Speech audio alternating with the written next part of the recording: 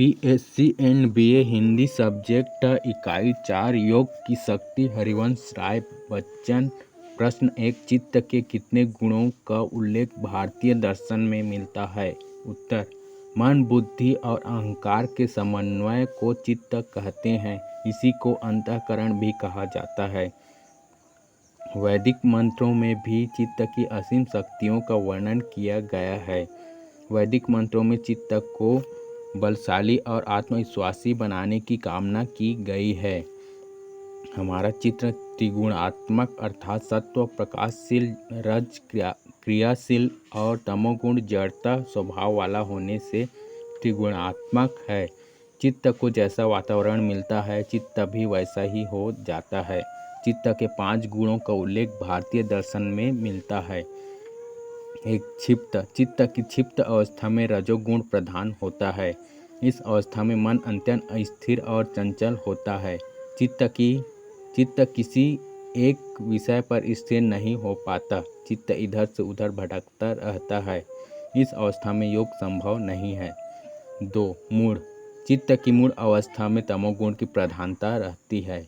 तमोगुण के कारण मन अत्यंत आलस में रहता है। तमोगुणी भोजन करना व आलस्य के कारण देर तक सोए रहना, हमेशा नींद में रहना, क्या करना है क्या नहीं करना है समझ में नहीं आता। इस अवस्था में भी योग संभव नहीं है।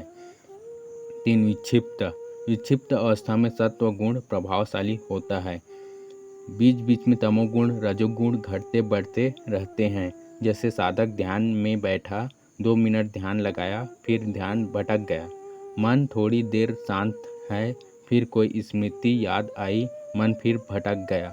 जब मन की शांति स्थिति बिगड़ती है उसी का नाम विक्षिप्त अवस्था है। इस अवस्था में योग का आरंभ होता है। 4, एकाग्रता। चित्त की एकाग्रता अवस्था में समाधि होती है। इस अवस्था में सत्व गुण प्रधान होता है।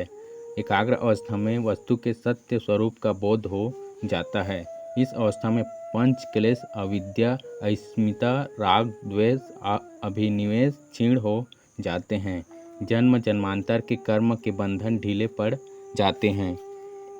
वह एकाग्रता अवस्था संप्रज्ञात योग नाम से जानी जाती है।